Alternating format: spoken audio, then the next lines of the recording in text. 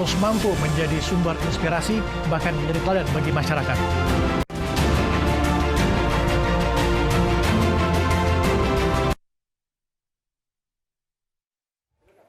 Selamat petang pemirsa TVRI Sulawesi Utara dimanapun Anda berada.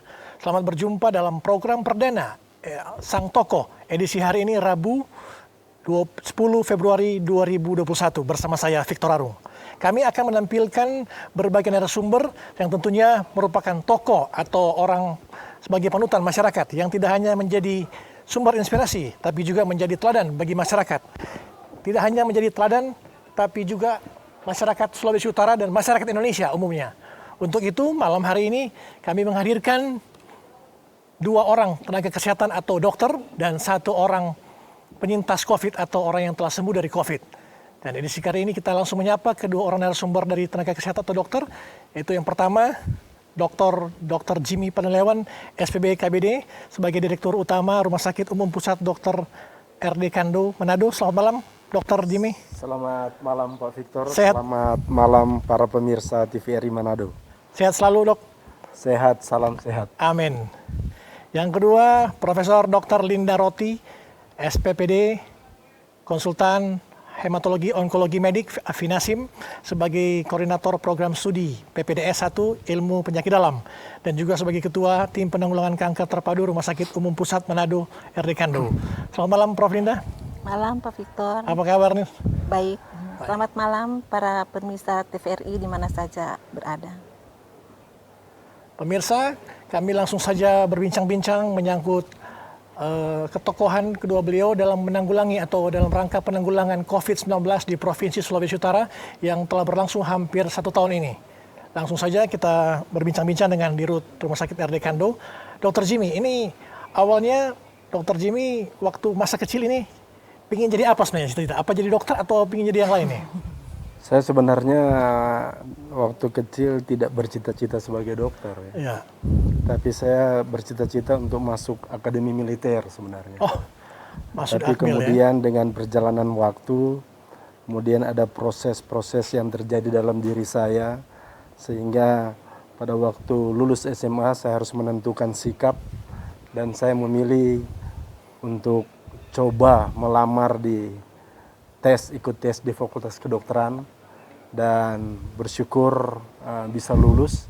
Ya. Dan sampai dengan saat ini. Sudah berapa tahun berarti sampai hari ini? Saya tamat tahun 90 ya. sebagai dokter umum. Kemudian tahun 95 sebagai spesialis bedah, dan tahun 2005 sebagai konsultan bedah digestif. Ya. Dan sekarang sebagai direktur utama. Ya. Rumah Sakit Sekarang Umum Pusat. dipercayakan oleh pemerintah untuk memimpin Rumah Sakit Umum Pusat Profesor Dr. RD Kando Manado. Suka duka seorang dokter itu seperti apa? Sebenarnya suka duka itu tergantung dari kita masing-masing. Ya. Dan sebenarnya kalau saya mau jujur ya, duka dari seorang dokter saya kira ini terjadi pada semua dokter. Begitu dia merasa tidak bisa menyelamatkan nyawa seseorang. Itu sebenarnya hal yang paling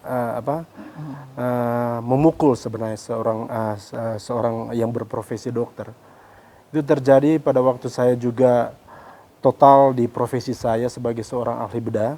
Ya. Dan hal yang paling sangat memukul adalah ketika kita tidak bisa menyelamatkan nyawa orang atau memberikan sesuatu yang sesuai dengan ekspektasi dari keluarga atau pasien itu sendiri. Kira-kira demikian. Dukanya ya tentu bertolak belakang dengan hal tadi. Ya. Kami akan sangat bergembira dan berbahagia bila mana melihat pasien yang datang ke kami meminta pertolongan, kemudian kami bisa memberikan sesuatu yang maksimal, yang memberikan kepuasan terhadap pasien. Ya. Kira-kira begitu.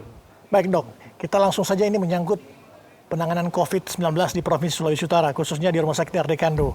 Kita tentunya tahu masyarakat Indonesia, khususnya Sulawesi Utara juga, ini tidak menyangka, tidak pernah terpikirkan bisa terjadi pandemi seperti ini.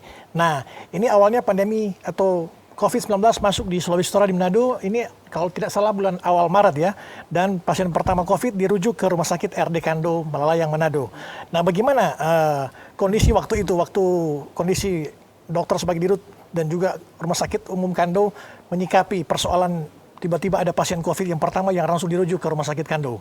Ya, terima kasih Pak Victor. Jadi sebenarnya memang ini bukan sesuatu yang tidak disangka hanya saja oleh masyarakat, tetapi juga oleh komunitas tenaga kesehatan yang ada di Indonesia. Perkiraan-perkiraan memang ada.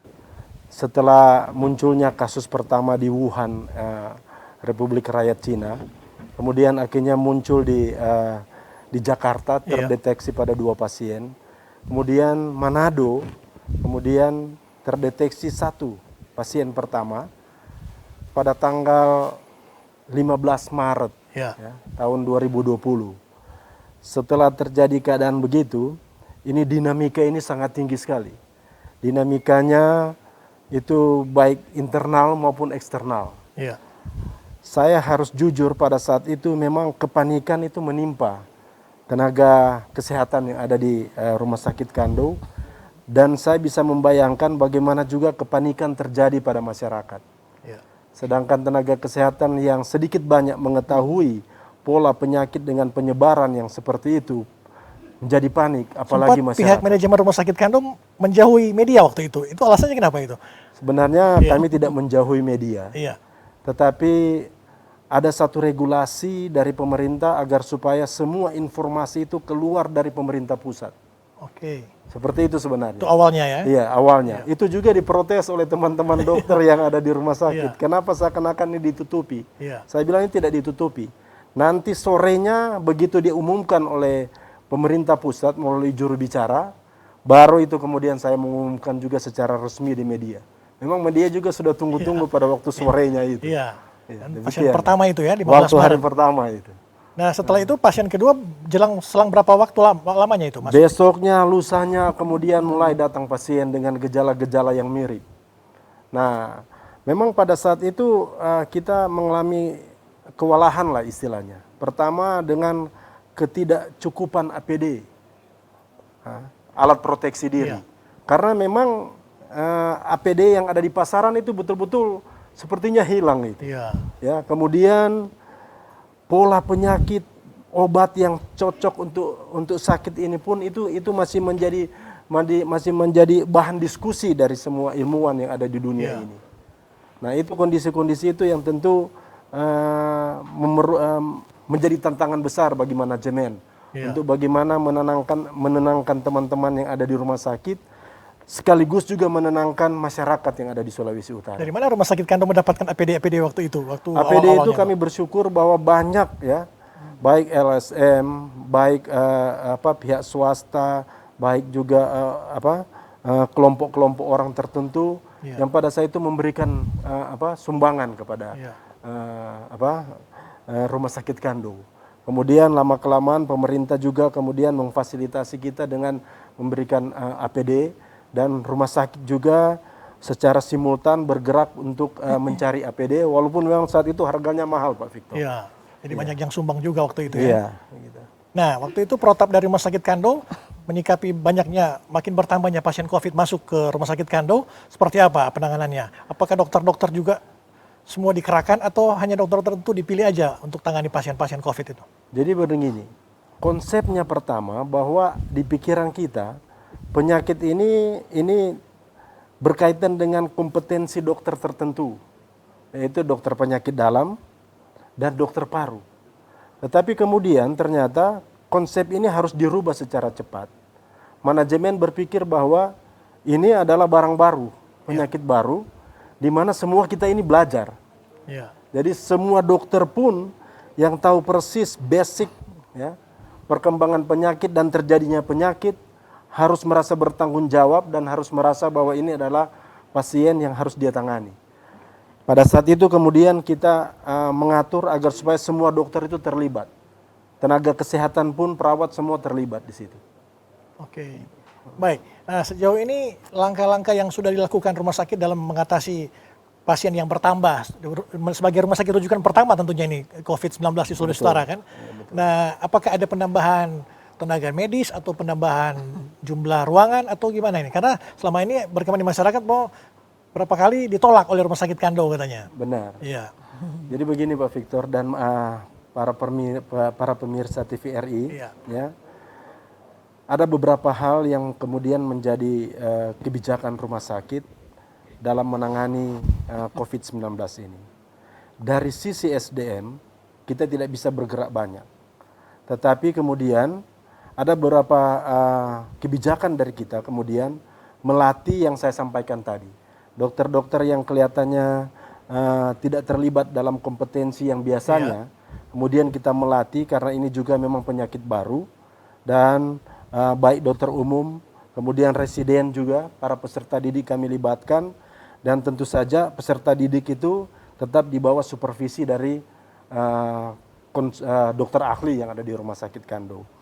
Dan di awal-awal memang kita keteteran dari sisi penyediaan kamar tempat tidur. Ya. Kenapa? Karena kamarnya ini atau ruangannya ini itu harus dimodifikasi agar supaya tidak terjadi penularan yang lebih Isolasi meluas. tersendiri tentunya ya. Ini harus ada dalam konsep ruangan yang terisolasi. Untungnya di Kando bahwa kita gedung-gedung kita itu agak tersebar. Jadi akan lebih memudahkan itu terjadi. Sehingga ruangan-ruangan yang perawatan yang biasa kita gunakan itu kita kemudian konversi kepada perawatan COVID. Termasuk nantinya di bulan Desember itu beruntung bahwa kita pemerintah bisa memberikan dana, kemudian kita membangun satu gedung ruangan isolasi yang namanya ruangan Palma. Oke, sudah beroperasi ini dok? Beroperasi sejak pertengahan Desember. Oke. Nah, jumlah tenaga dokter yang aktif menangani COVID sekarang di Rumah Sakit Kando dan juga ketersediaan ruangan dan juga menyangkut jumlah pasien, apakah sekarang gimana, seperti apa? Pada posisi sekarang kita cukup memang. Ya. Dari sisi jumlah tempat tidur cukup, dan dari sisi dokter juga yang memberikan pelayanan kita cukup. Memang ada satu permasalahan bahwa kita harus menambah dokter spesialis paru. Oke. Ya, dokter spesialis paru yang nantinya kita upayakan agar supaya ini bisa ditambah, dan selalu kami mintakan juga ke kementerian untuk bisa mensupport kita dengan mensuplai tenaga yang saya maksudkan tadi. Tapi saya tahu persis bahwa memang kelangkaan dari dokter spesialis paru itu terjadi di seluruh pelosok Indonesia ini. Oke dok, menyangkut jumlah pasien setiap hari sampai hari ini, apakah ada penambahan atau justru berkurang ini? Nah ini saya cerita sedikit ya, bahwa ada pola untuk penyakit COVID ini, di mana setiap terjadi libur panjang, maka terjadi lonjakan pasien, 30-40% dari pasien yang biasa kita rawat. Nah itu terjadi juga setelah Nataru. Natal tahun baru. Natal tahun baru. Terjadi lonjakan pasien. Nah, saat itu memang sepertinya kita keteteran, tetapi kan kemudian dengan melihat pola penyakit ini, akhirnya kita berupaya untuk melakukan antisipasi, termasuk dengan kita menambah lagi bed atau tempat tidur atau ruangan yang disediakan untuk pasien COVID. Dan memang kita sempat mencapai keterpakaian ICU untuk pasien COVID itu sampai 91%. Oh. Gitu. Hampir penuh justru. Hampir penuh. Hampir penuh, tapi sampai sekarang masih aman-aman. Sampai sekarang mulai ya? terjadi penurunan kasus lagi. Nah, kami takutkan ini perayaan Imlek ini. Imlek sama. Perayaan Imlek ini kemudian kita jaga-jaga lagi. Iya. Jangan sampai misalnya terjadi peningkatan kasus lagi. Tetapi saya pikir kita siap, dan tentu saya yakin bahwa masyarakat di Sulawesi Utara semakin menyadari pentingnya kita melakukan protokol kesehatan, kemudian nantinya berupaya keras untuk bersama-sama kita memutus rantai penyebaran dari COVID-19 ini. Baik Pak Dirut, Dr. Jimmy, kita beralih ke Prof. Linda Roti. Prof. Linda Roti tentunya terjun langsung ini menangani pasien COVID di ruang-ruang isolasi di Rumah Sakit Kando ya Prof. Nah ini bagaimana Prof melihat gejala-gejala pasien atau seperti apa? Apakah peningkatan jumlah pasien COVID sekarang makin lebih parah penyakitnya atau seperti yang lalu-lalu ringan-ringan saja rata-ratanya? Terima kasih Pak Victor dan para pemirsa. Jadi untuk gejala-gejala yang muncul, kalau di Rumah Sakit Kando pasti yang bergejala sedang sampai berat. Sedangkan kalau gejala ringan pasti dia akan berada di rumah-rumah sakit seperti Rumah Sakit Abri Telling Iya. dan beberapa rumah sakit.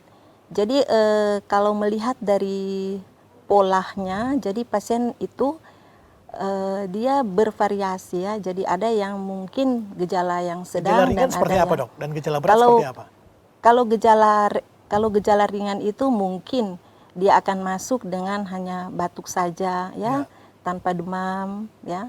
Dan itu yang mungkin akan kita rawat bukan di Kando, tetapi kalau mereka datang di Kando ya kita harus rawat. Untuk gejala ya. ringan gitu, Prof, berapa hari itu dirawat sampai sembuh pasien COVID itu? Jadi sebenarnya kita harus melihat untuk kalau dari gejala ringan ya, Iya. sampai mungkin 10 hari, kemudian 3 hari sesudah gejala walaupun dia masih positif, kita sudah bisa memulangkan pasien. Iya. Dalam arti kata kita akan melakukan isolasi, pasien akan melakukan isolasi mandiri. Tapi kalau dia gejala berat, maka dia harus swabnya itu harus negatif dulu baru kita pulang. Gejala berat kondisinya seperti mungkin, apa dok dia muncul ke jadi gejala pasien? berat yang muncul ada demam yang tinggi, sesak nafas, kemudian diikuti dengan ada gambaran mungkin pada radang pada paru-parunya, seperti itu. Oke, sejauh ini dokter sendiri memprotek diri seperti apa ini? Karena masuk langsung ke menangani langsung pasien-pasien COVID kan? Oke. Ini Jadi kalau kita hendak melakukan visite atau follow up pasien COVID, maka kita melakukan alat proteksi diri level 3, yaitu kita menggunakan yang mungkin banyak kita lihat di televisi yang menggunakan hazmat itu, kemudian dengan masker, ya. Jadi dengan face shield juga, ya, seperti itu kita harus dan jadi agar supaya kita juga sebagai tenaga kesehatan bisa aman, bisa mungkin tidak terjangkit dari penyakit ini. dari Prof Linda menangani langsung pasien COVID di Rumah Sakit RD Kando dan beberapa rumah sakit juga, ini kebanyakan sembuh atau kebanyakan tidak sembuh atau justru meninggal ini? Kalau dilihat dari prosentasenya, semua yang gejala ringan itu pasti dia sembuh 100%. Nah, kalau gejala berat dengan ada komorbid yang berat, misalnya ada gagal ginjal, apalagi yang sudah stadium 5, ataupun ada diabetes mellitus yang tidak terkontrol, maka itulah yang mungkin bisa akan dia tidak mungkin tidak sembuh dan itu bisa berakhir mungkin bisa kematian ya. Tetapi sekarang dengan penanganan yang lebih cepat lagi, ada walaupun ada beberapa pasien dengan gagal ginjal stadium 5 itu mereka bisa kembali normal lagi dalam arti kata bebas dari COVID ya, tetapi tetap gejala penyakitnya itu tetap ada untuk gejala komorbid penyakit komorbid. Untuk ketersediaan obat maupun kelengkapan alat-alat medis di rumah sakit di Sulawesi Selatan, khususnya di Rumah Sakit RD Kando, gimana sejauh ini? Sejauh ini menurut pengamatan kami sebagai dokter itu semua itu cukup baik ya. Walaupun lengkap lah ya? Ya. Lengkap dok? Ya, lengkap semua dengan maskernya lengkap. Baik, kita sementara beralih ke Direktur Utama RD Kando, Dr. Jimmy. Ini bagaimana di tengah masyarakat menyikapi persoalan polemik masyarakat berpikir bahwa pasien COVID di Rumah Sakit Kando, kadang-kala bukan pasien COVID, di-COVID-kan oleh Rumah Sakit Kando. Bagaimana menyikapi ini? Ya, ini memang menjadi tantangan juga bagi rumah sakit. Bagaimana meyakinkan masyarakat dan kemudian mengedukasi masyarakat keterkaitan dengan hal ini. Memang dari awal sampai sekarang terjadi stigmatisasi terhadap rumah sakit, khususnya Rumah Sakit Kando. Karena Rumah Sakit Kando memang adalah rujukan terakhir dan rujukan utama untuk wilayah Sulawesi Utara, Gorontalo dan Maluku. Jadi kami tidak saja mengcover Sulawesi Utara, tetapi juga Gorontalo dan Maluku Utara, bahkan ada beberapa dari Kalimantan, terutama Kalimantan Timur. Nah, stigmatisasi ini yang harus kita terus-menerus untuk memberikan informasi yang seimbang. Saya tahu persis bagaimana medsos kemudian muncul kalimat-kalimat seperti yang disampaikan oleh Pak Victor. Tapi saya sampaikan ke teman-teman bahwa tolong itu kita sikapi itu karena tidak ada informasi saja yang betul-betul kuat terhadap masyarakat sehingga muncul persepsi yang demikian. Kalau misalnya dibilang kita mengcovidkan, sebenarnya cuman kalau menurut saya adalah konsekuensi logis atau kondisi psikologi normal dari keluarga pasien atau pasien di saat dia dinyatakan sebagai penderita COVID. Sehingga muncul yang namanya defense untuk dari dirinya dan berupaya untuk menolak bahwa dia dinyatakan sebagai pasien COVID. Padahal sebenarnya memang ada surat pedoman. Surat pernyataan biasanya. Ada pedoman yang memang mengatakan bahwa tanpa swab pun yang namanya probable kita harus mengatakan bahwa itu COVID. Jadi tanpa swab. Tetapi akhirnya kan di Kando itu kita berusaha untuk melakukan swab semuanya. Baik ada pasien yang baru masuk ataupun pasien yang kemudian meninggal dunia yang belum sempat dilakukan swab, kita lakukan berupaya untuk lakukan swab. Jadi ini bukan asal-asal penetapan status padahal pasien sebenarnya COVID, pada waktu kita kalau swab positif itu namanya kan pasien terkonfirmasi. Padahal sebenarnya kalau misalnya pasien dengan probable saja, jadi yang betul-betul sangat mungkin menderita itu, sesuai pedoman kita harus menganggap bahwa itu adalah pasien COVID dan memang harus dirawat di ruangan isolasi. Nah, kondisi-kondisi itu pada waktu disampaikan kepada pasien dan keluarganya, itu kemudian secara psikologi normal itu. Karena saya harus mengatakan yang dinamakan isolasi itu pun memang betul kayak penjara memang.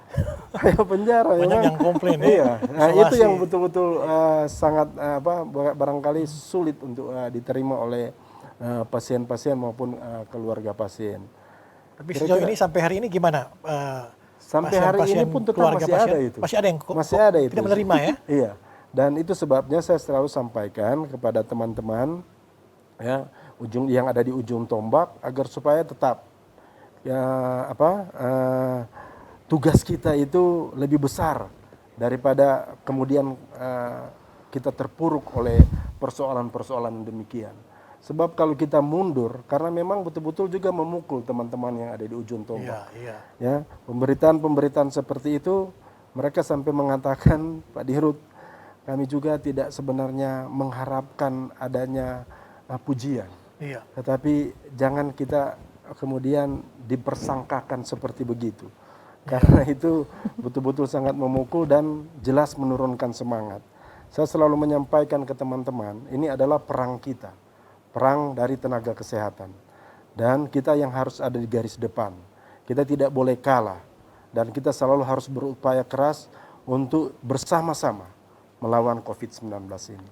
Itu yang selalu saya sampaikan. Karena apa yang kami kerjakan, apa yang saudara-saudara kerjakan, itu sesuai regulasi, sesuai pedoman yang dikeluarkan oleh Kementerian Kesehatan, yang berasal dari World Health Organization, dari WHO. Dan itu adalah sesuatu yang kita anut dan kita yakini itu benar. Jadi laksanakan saja itu, karena ini sebenarnya adalah tugas mulia yang dimana kita pada saat ini diberikan tantangan yang lebih besar saja. Kira-kira demikian. Baik Pak Dirut dan Prof. Linda, kita break sejenak. Pemirsa, jangan kemana-mana, kami akan kembali dalam segmen 2 nanti, dan kami langsung buka interaktif atau kami terima telepon dari pemirsa dimanapun Anda berada. Silakan bergabung di 0431-864-293 dan 864-393 yang ingin bertanya-tanya langsung dengan kedua narasumber kami, kedua tokoh kami sore hari ini. Silakan, setelah pariwara kami kembali.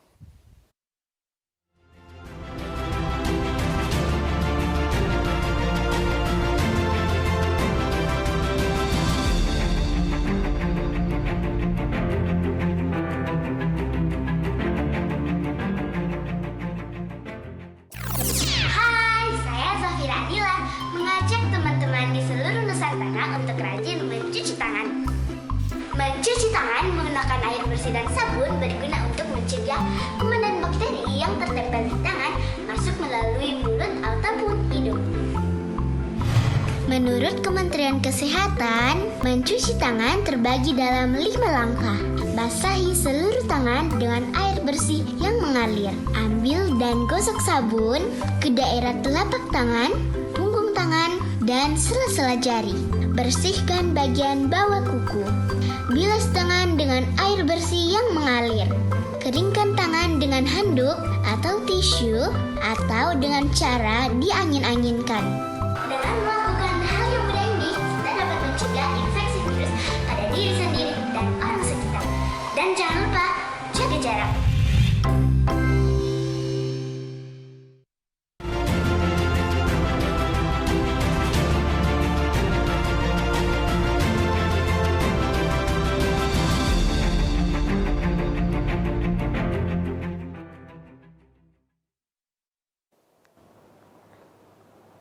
Terima kasih pemirsa TVRI Sulawesi Utara dimanapun Anda berada, tetap setia bersama program perdana Sang Toko, di mana program ini kami menghadirkan berbagai narasumber ketokohan atau yang populer atau menjadi panutan dalam masyarakat di berbagai bidang. Tentu saja bukan hanya menjadi inspirasi, namun menjadi teladan bagi masyarakat.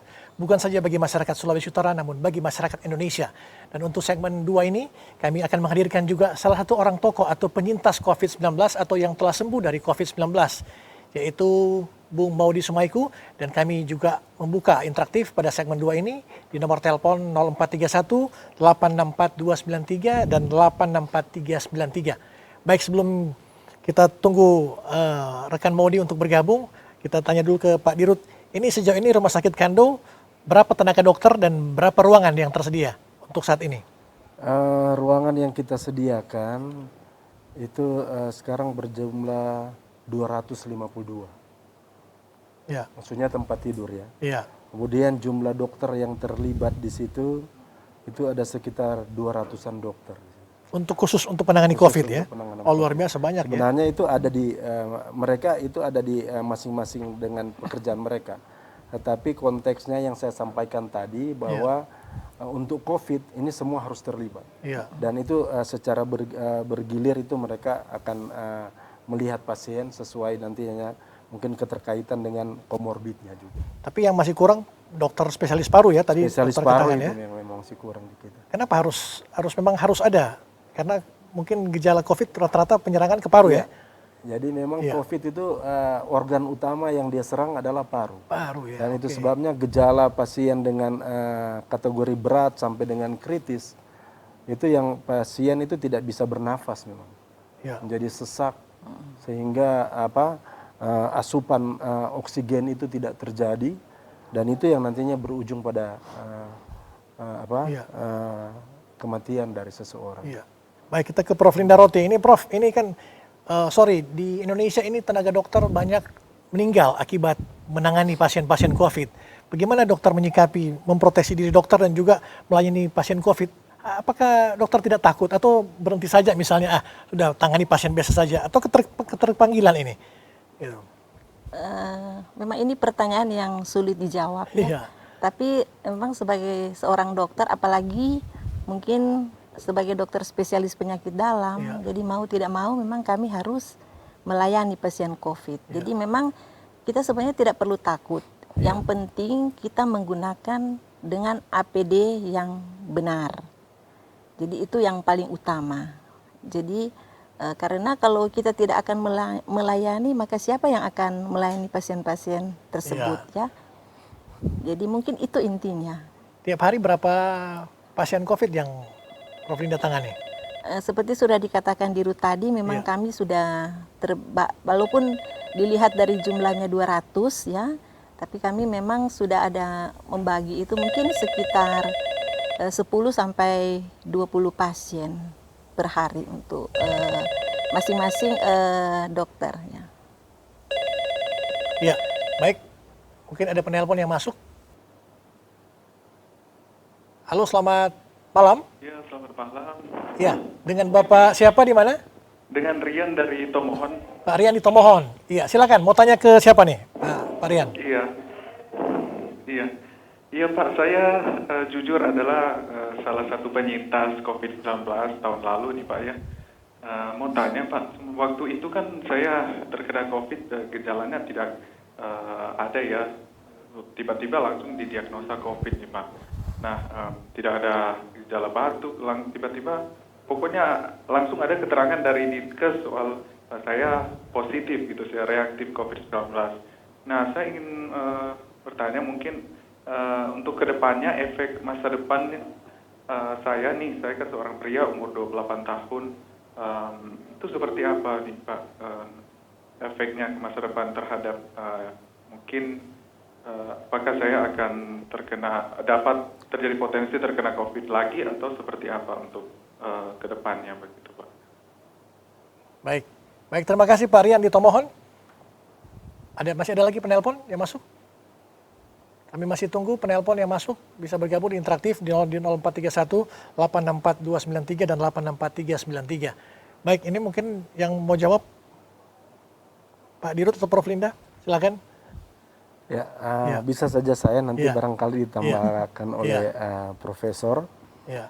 Ya, Pak Rian harus bersyukur bahwa Pak Rian itu bisa kemudian terselamatkan dengan kondisi pernah didiagnosa ya sebagai penderita COVID. Memang kalau tidak ada gejala-gejala itu mungkin ada gejalanya juga, atau bisa juga memang betul tidak ada gejala, tetapi pada pemeriksaan atau mungkin pada pemeriksaan laboratorium kemudian bisa dinyatakan positif. Itu yang namanya dulu OTG, orang tanpa gejala.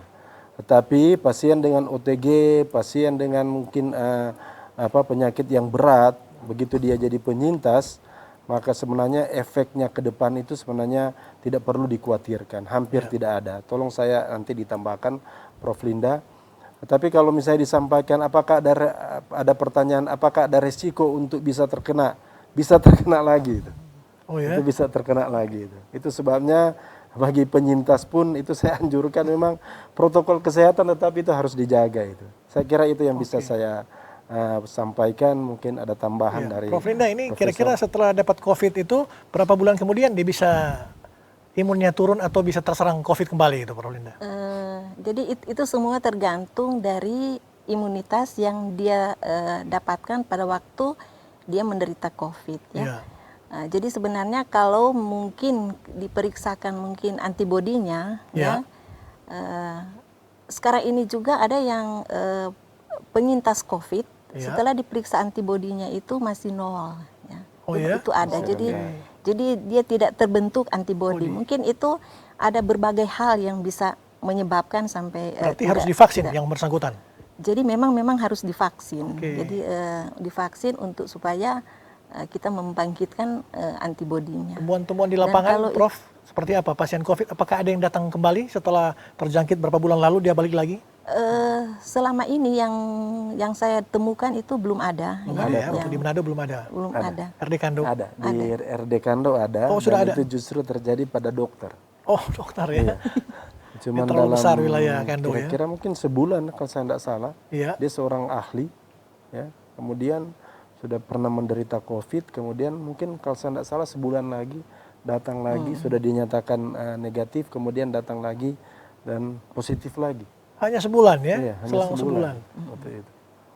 Oke, baik. Kita langsung hadirkan ini narasumber atau penyintas COVID-19, salah satu penyintas COVID-19 atau orang yang telah sembuh dari COVID-19, yaitu Maudi Sumaiku. Silakan untuk bergabung di tempat Bung Maudi Sumaiku. Ini adalah beliau adalah salah satu penyintas COVID-19 atau orang yang telah sembuh dari COVID-19. Selamat malam, apa kabar Bung Maudi? Selamat malam, sehat ya Tuhan. Baik, ini tadi kita sudah berbincang dengan kedua dokter, sekarang ke Anda ini sekarang menyangkut Anda kan penyintas COVID. Ini kapan Anda terinfeksi COVID-19 dan bagaimana gejala-gejala yang Anda rasakan waktu itu? Kalau mengingat kembali kapan terinfeksinya, saya tidak tahu persis kapan ya, karena tiba-tiba saja demam, kemudian hilang rasa, dan itu saya pikir awalnya hanya amandel biasa begitu. Jadi saya biarkan dok, hampir seminggu begitu, tiba-tiba saya mulai sesak napas. Nah itu pun saya hanya googling sendiri. Saya lihat kalau sudah mulai gejala sesak napas, saya sudah harus perlu bantuan medis begitu. Jadi saya berinisiatif waktu itu, minta maaf saya tidak memilih, awalnya tidak ke RD Kando, karena saya, ini perlu diluruskan lagi kembali dok, karena orang-orang tuh masih takut ke sana karena pikirnya kan udah, wah di sana sudah penuh, udah habis katanya tempat tidur, oksigen, jadi saya takut gitu. Saya memilih ke tempat yang swasta. Nah sampai di sana ternyata mereka juga penuh, dan singkat cerita saya dialihkan ke RD Kando. Gejalanya tapi saya tidak batuk, Iya. Tidak seperti teman saya yang lain tuh, mereka ada yang batuk, ada yang diare. Saya tidak diare, tidak Oke. batuk. Jadi memang apa ya, gejalanya saya perhatikan tiap orang berbeda-beda begitu. Nah, jadi itu pengalaman. Dan setelah itu di opname di RD Kando. Iya. Anda sempat masuk ICU juga katanya? Iya, dari pertama itu masuk di IGD, kemudian saya dipindahkan ke ruangan Irena ya kalau nggak salah. Setelah itu masuk ke ruang Palma, dan ruang Palma itu ruang ICU yang paling baru saya rasa. Saya kebetulan kenanya waktu itu Desember, dan ruangan itu benar-benar baru karena saya tahu baru, saya dapat informasi katanya Jumat atau Sabtu sebelum saya masuk, Iya. itu katanya sudah baru ditasbiskan. Seninnya saya masuk, dan benar begitu saya masuk, ruangannya itu masih bau cat. Semuanya serba baru, masih dibungkus, masih di plastik-plastik. Khusus dibikin buat Anda mungkin ya? Amin, loh amin ya. Terus apa? AC-nya juga dingin sekali begitu. Iya. Jadi saya bilang, saya salah berpikir bahwa dibawa ke RD Kando itu menyeramkan begitu kan. Ternyata benar-benar nyaman setelah Selama Anda tangan di sana. terinfeksi COVID, gimana perasaan Anda? Ada nggak perasaan halusinasi gitu atau tidak sadar seperti itu, atau oksigen juga katanya sampai 70, di bawah 70 ya? Waktu itu saya kan nggak ngerti ternyata saturasi itu sangat penting ya dok ya, dan fatal kalau kita tidak perhatikan. Saya tidak tahu itu. Lalu saya ke rumah sakit, di situ sudah dibilang saturasi bapak itu 80, dan setelah itu makin turun sempat sampai ke 70, 68. Mereka bilang itu sudah sangat gawat, jadi harus dibantu dengan oksigen. Jadi yang saya rasa memang sesak napas. Jadi kita mau bernapas sekuat apapun, itu nggak bisa gitu loh. Begitu dibantu dengan oksigen, baru kita berasa agak ada, seperti ikan gimana sih? Kalau keluar dari air, seperti menggelepar nggak ada udara begitu. Demikian juga yang saya rasa.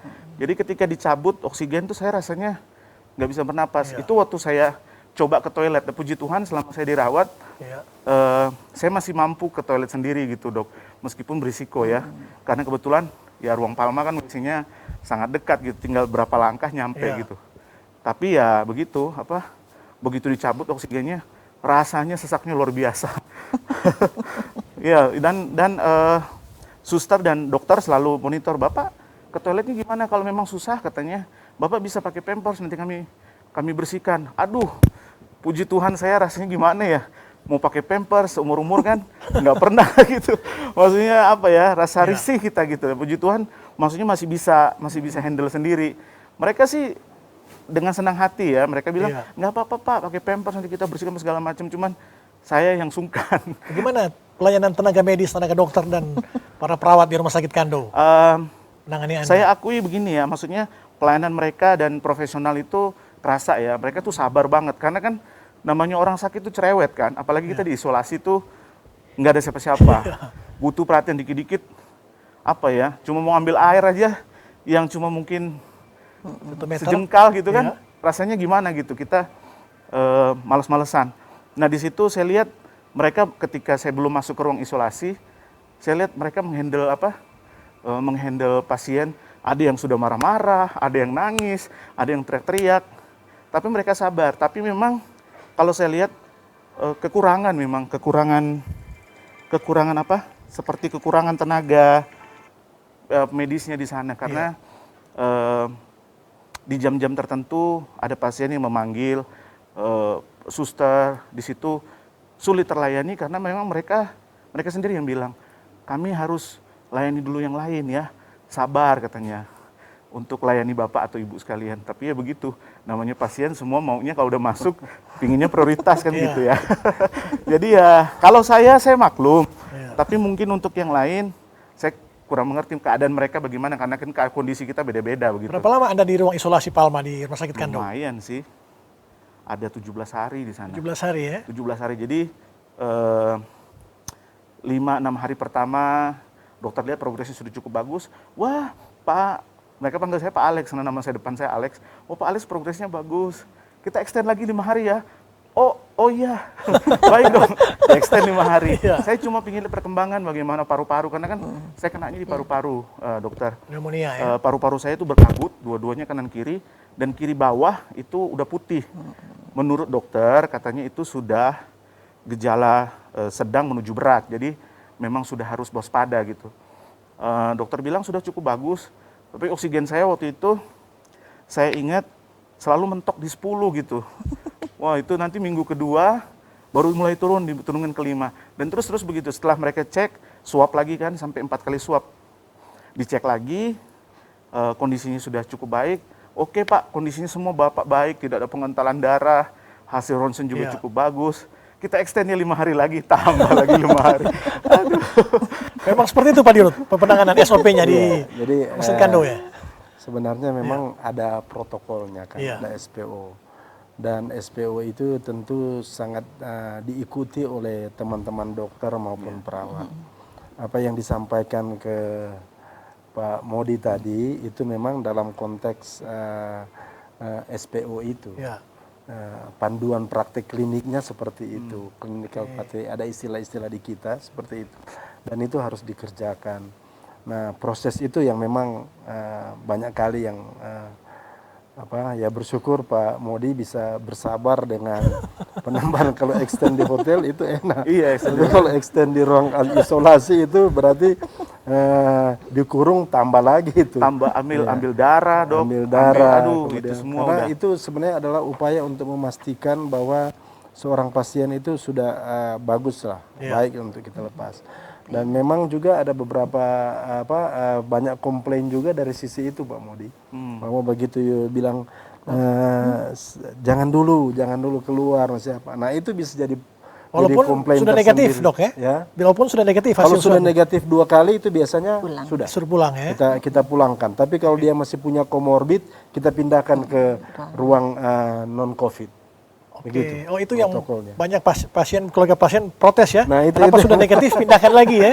Iya, ada komorbid Itu ya. gara-gara ya. Tapi Dipindahkan ya ruangan itu yang dokter sebutkan tadi sih. Dari ICU dokter bilang kayaknya kondisinya udah cukup bagus. Bapak sampai bilang sama suster, Bapak ini sudah bisa pulang. Udah bisa ini, udah oke.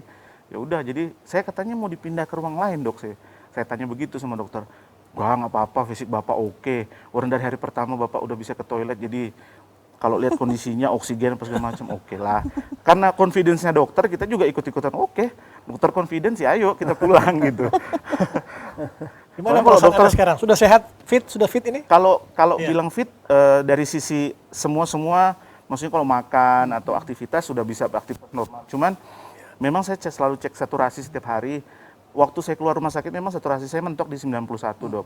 Cuman berjalannya waktu saya tambah isolasi lagi. Keluar dari rumah sakit dokter sudah bilang, tambah ya isolasi dan tidak ada kontak fisik dengan keluarga. Ini janji sama-sama laki-laki nih, wah dokternya bilang begitu.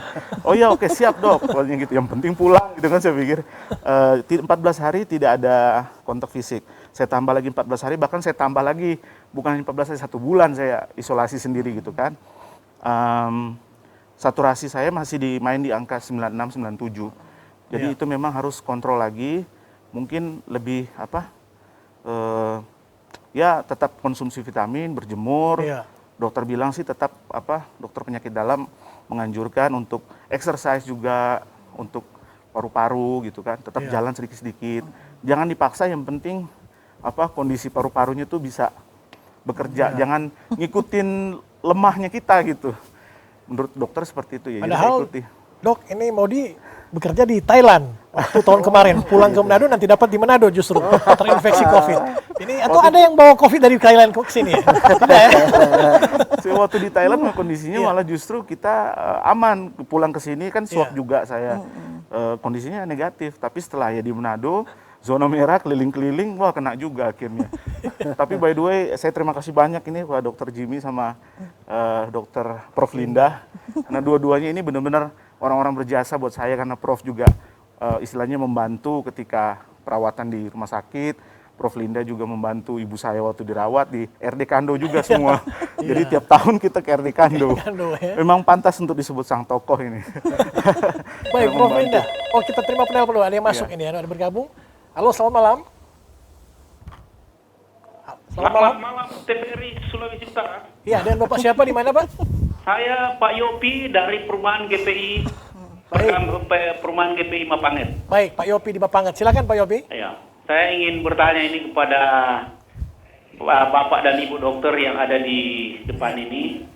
Kebetulan saya adalah salah satu yang divonis COVID. reaktif. Oke.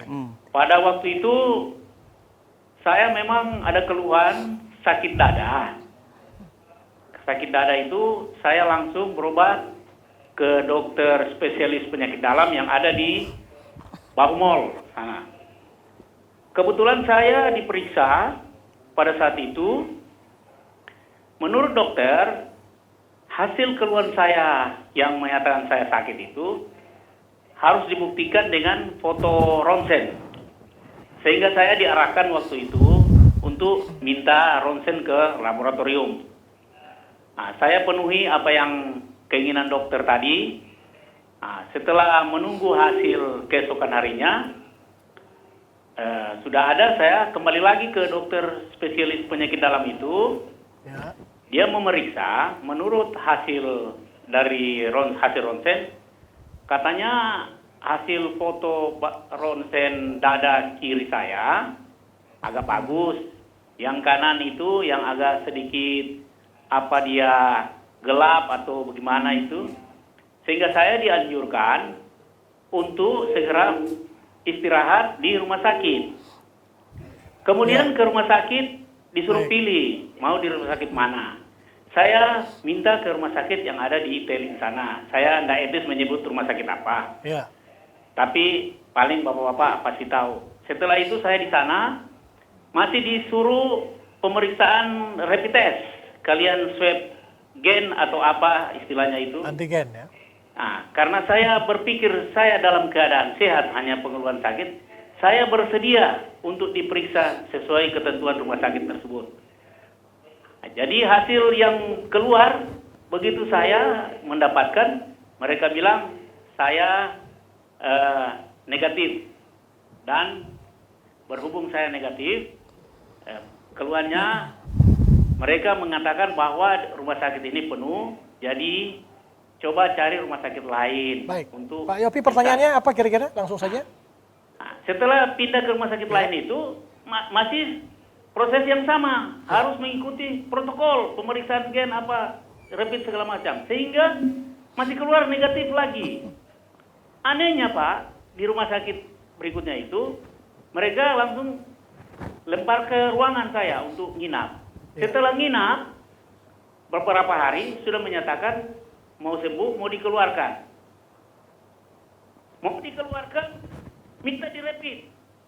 Ternyata bilang positif. Ini aneh ini. Berapa kali negatif, tiba-tiba mau keluar, mereka suruh keluar, bilang positif. Ya. Bagaimana itu Pak Dokter? Jadi sampai sekarang saya masih ada melanjutkan rawat jalan, tapi... Baik. Baik. Terima kasih Pak Yopi di GPI Mapanget. Bisa langsung ditanggapi.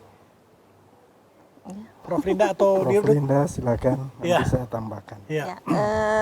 Terima kasih kepada Pak Yopi. Jadi dari beberapa kali pemeriksaan ternyata mungkin sebenarnya kurang jelas tadi apakah pemeriksaannya itu rapid antibody atau rapid antigen. Ya. Mungkin Belum, itu ya, yang tidak jelas perlu tadi, Pak Yopi. dijelaskan ya. Kalau mungkin yang pertama, kalau rapid antibody reaktif, artinya tubuh kita mungkin pernah terpapar virus itu dan kita dapat membentuk antibody. Itu ada dua kan, ada yang akut dan ada yang sudah lama antibodinya. Tapi kalau rapid antigen memang berarti kumannya itu masih ada di tubuh kita. Nah itu yang mungkin saya juga tidak bisa menjawab secara apa, karena memang ini kurang apa, rasanya kurang lengkap ya Pak Yopi. Iya. Untuk data-data yang Data yang disampaikan. di data medis Iya, jadi pendukungnya mungkin kurang kita lengkap harus tadi ya. melihat lagi bagaimana data-data yang Tapi intinya Prof, jika orang udah antigen terus positif, itu dia apakah harus langsung ke rumah sakit, harus diisolasi atau? sebenarnya kalau antigen positif dengan ada gejala, Iya. jadi itu memang harus dirawat karena itu Dirawat, ya. sudah terkonfirmasi dengan COVID-19 kalau antigen. Kalau misalnya dia antigen positif tanpa gejala, mungkin dia bisa isolasi mandiri saja di rumah. Pak Dirut mau Seperti tambahkan? itu. Ya, saya kira benar ya demikian. bahwa memang informasi ini kan saya juga tidak tahu persis apakah yang dikerjakan pertama yang namanya reaktif itu apakah pemeriksaan antibodi, kemudian yang kedua apakah pemeriksaan swab antigen, kemudian yang ketiga itu apakah masih swab antigen atau sudah swab PCR.